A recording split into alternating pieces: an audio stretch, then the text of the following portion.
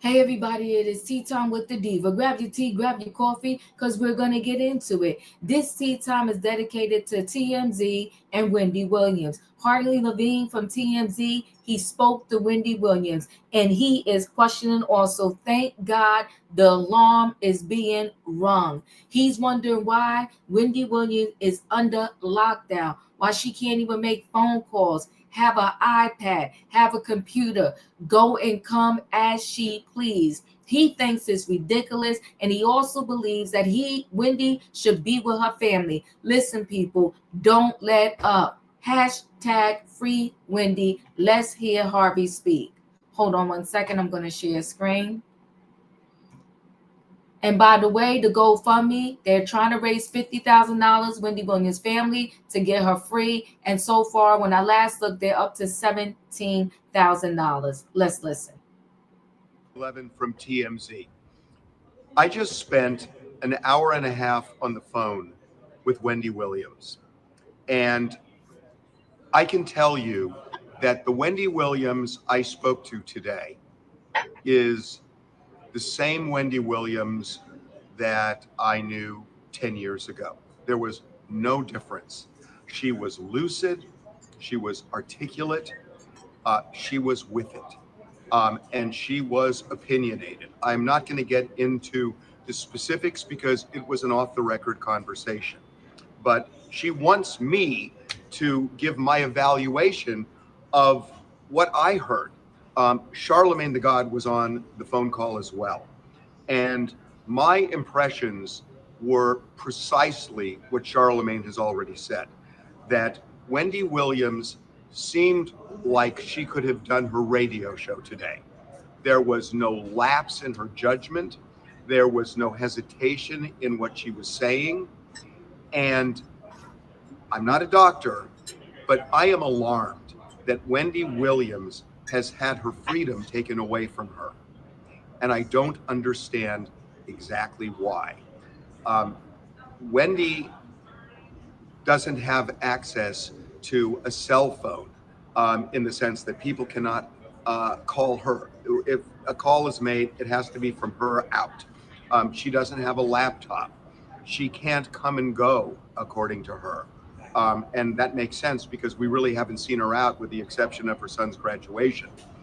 And I have a strong opinion about what may have happened here because Wendy has struggled over the years with some substance abuse, and especially after her divorce. And it's pretty clear from the recent documentary where you see a vodka bottle next to her that Wendy was off the wagon. And Wendy is a substance abuser, but she was clearly clean. When I spoke with her, I know Charlemagne has talked to her numerous times, or at least several times in the past, and he had the same impression. And aside from the various pills that they are giving her there, whatever it is, she seems fine. And when the people in this guardianship she's under say that she is permanently disabled and essentially non-functional, I heard the opposite. I heard somebody who seemed with it, competent. It wasn't even close to the line. It wasn't even close to the line. There is something that needs to be addressed here. The file for this guardianship is sealed in New York. We can't see it. I know they say she has frontal temporal dementia, and she may or may not. But whatever it is, it doesn't seem it's advanced enough, at least from my ear. And I admit I am not a doctor, but I can listen to people, and especially in an hour and a half phone call, I didn't hear an iota of that, of any permanent disability or somebody who was unable to function. So it seems to me that this needs to be addressed. Why is it that Wendy is under such tight wraps in this guardianship? Why is it, even if she were disabled, that people can't call her? Why is it that she doesn't have the ability to communicate the way most people do, with emails and texts and cell phones and all? Why is it that she is in this home where there are a lot of people who are 90 years old and others, and she, you know, was describing the house itself, and she wasn't saying it was in deplorable condition. She was saying that it is a really depressing environment, and she doesn't quite understand why she's there.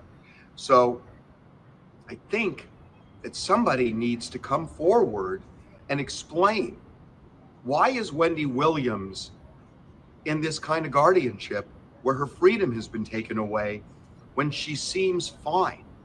And maybe let her out with a sober coach 24/7. And if that would solve any issue she has, at least for now, give her freedom back.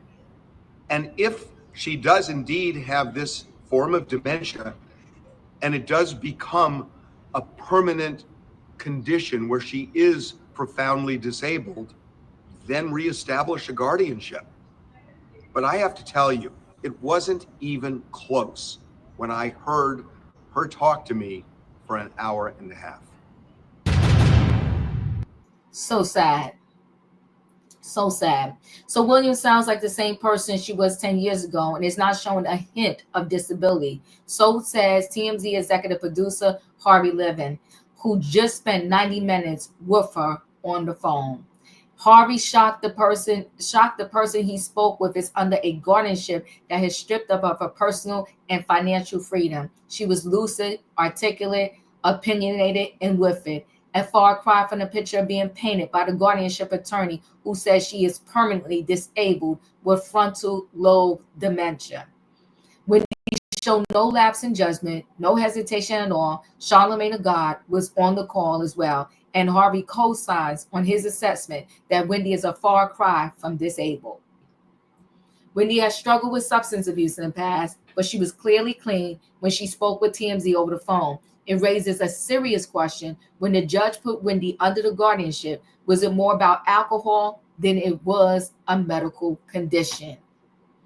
And there are celebrities out there who are smoking, drinking, and doing all kind of stuff up with their money, and they still are able to do whatever they want.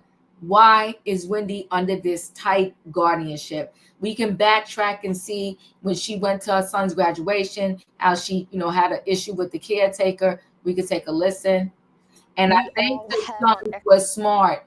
I believe it was his son who set up that this one podcast out there in Miami followed them on his graduation and filmed it. It was a good thing.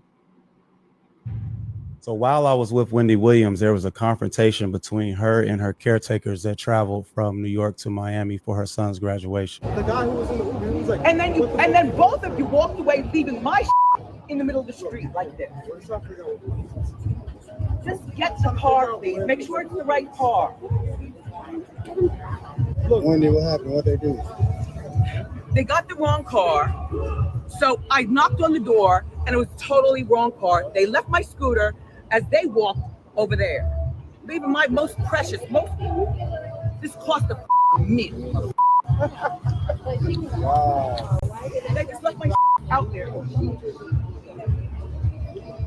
Get the car over here, not over there, where I can go easily into the street for the car. You're supposed to be ordering the car. That's what you're supposed to be doing. They want to work for me. That's what they're doing. They're making money for me. Get the goddamn car.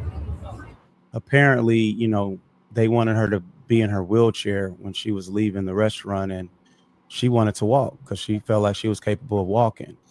So it's interesting. They wanted her to be in her wheelchair. When I first saw this, I really didn't think nothing about it. They wanted her to be in her wheelchair. So that way, when she was being filmed while out with her son, if any paparazzi or whoever caught it, they would be like, oh my God, wow, Wendy can't walk. She's in the wheelchair. And Wendy wanted to walk. That's interesting. They wanted her to be in her wheelchair. Let's continue. So Kevin, her son, actually picked the wheelchair up and walked it outside of the restaurant, and Wendy walked. And as you can see, when I asked her, I'm like, Wendy, what's wrong? And she was like, yo, they left my wheelchair. And then she went into how, like, they're getting paid they should be taking care of her. So I think, according to Wendy's family, she was really upset about the disorganization and the lack of care. She indicated the car was not close to assure she was like even getting in the right car. It was really messy. So she was really upset, and her family was really upset too. Very messy. Roberta Kaplan, the attorney for the guardianship, told us Wendy has good days and bad days. Maybe it's a coincidence, but today she seemed fine. Yesterday she seemed fine doing multiple interviews. And Charlamagne spoke with her several times in the past week or so, and she was also fine. Okay, and this is part of the interview when she spoke to Charlamagne the God. I'll wait till that day. The question is Harvey off base by thinking Wendy might do better as a free person with a sober coach rather than being held in an assisted living facility under strict guardianship. I think she'll do better with her family, but we'll listen to this. Wendy, tell us what's going on. Well, first of all, to start with, my niece Alex knows a lot as well, you know, but I am not cognitively impaired. You know what I'm saying? No, but I feel like I am in prison. You understand what I'm saying? I feel like I'm in New York City, right? And by the way, my apartment has been sold, thank God, you know, a while ago. But I, you know, I'm in this place where the people are in their 90s and their 80s. Like I'm exhausted thinking about what if I can't see my dad for his birthday? You know, at 94, you know, the day after that is not promised. It's not promised. You know, I have things from my dad that's in storage. And there are little things that I say, you know, I'm not going to give it to him, but I'm going to sew them and make them so that they look perfect on me. You know what I'm saying? Yes, I know how to sew. I've known how to sew for years. You know what I'm saying? But I'm saying, like, I want to give my dad some sort of fragrance. You know, I want to go to Sephora and pick and choose. What? I might not be. Yeah. My life is like up. Yeah. Yeah. It is. She's prepared for the fact that her phone might be taken away. What if they take my phone? I won't be able to talk to anybody. Yeah. So, Alex, they took her cats? Yes. So that's what she told me yesterday, right, Aunt Wen? Yes, I had no idea that I had no idea that they actually took my cats. You know what I'm saying? You know, I wanted my cats with me. You understand what I'm saying? And I actually, that's my friend Lauren. I was saying, Lauren, you know what I'm saying? You know, come, you know, about the cats. Anyway, so my cats are gone, everybody. And I did not know that until I talked to my guardian person.